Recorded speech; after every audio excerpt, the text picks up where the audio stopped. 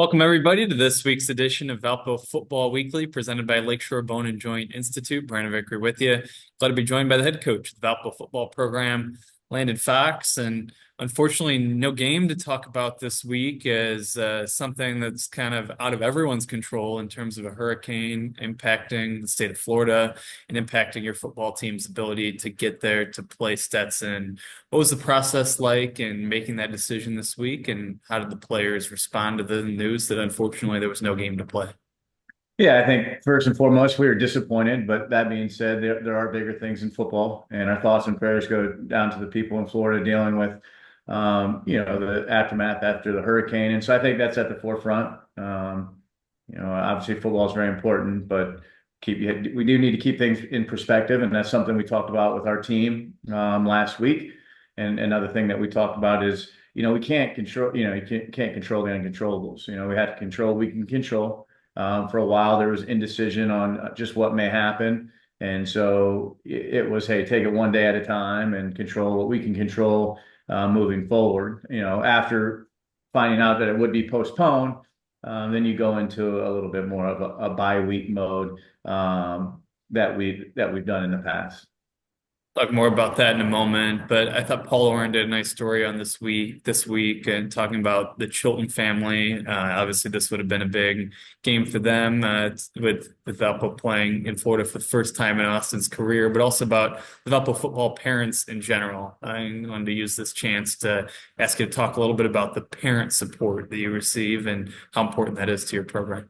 It's huge. It's huge. And to have, the children's kind of at the forefront of the parents group and being here for 6 years. And you do, you feel for them because I would say that was a big discussion when Austin decided to come back for 6 year of, there's more than that, but I'm sure that was a factor in it. And so as of right now, we haven't been able to get down to them. And so that's disappointing. But just the way that the parents are all inclusive, and the way they make people feel welcome, from freshmen to juniors to even recruits, and they do so much for the players. It's really special. All right, let's talk about the week of practice. What was the week of practice like for your team? How did you use the unexpected bye week as a positive to get better as a football team? Yeah, that was the focus. We knew moving into Tuesday, Wednesday, hey, that this is going to be a little bit more of a bye week, and so we utilized it as such. And so Tuesday, Wednesday, Thursday, and then you do give the guys some time off, which is good. And it gives them opportunity to recharge the battery. They had, Friday, Saturday, Sunday off, and now we're back at it today. And then we got an early start on St. Thomas on Thursday, but the focus was on fundamentals and techniques on Tuesday and Wednesday. So that obviously that's continuing to focus on our team versus our opponent. Let's focus on the opponent for a second here. It's an opponent that is 19-1 in their last 20 Pioneer Football League games. What does St. Thomas do well as a program that's led to that success?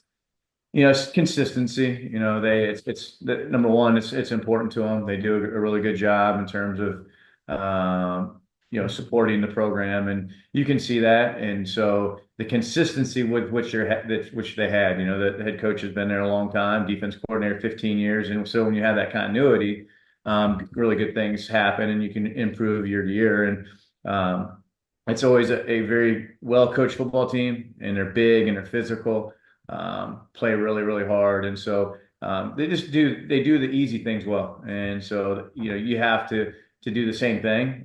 We've been able to do that with them, but then at the end there, when the opportunity calls for you to make plays, you have to make them.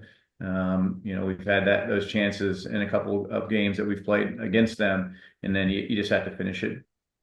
A few more keys for Saturday. You've had some time off, kind of going into part two of the season now. What do you need to do well? What do you have to do to get the job done? Yeah, defensively, we're going to have to be really, really good in the run game. They're going to try to run the football.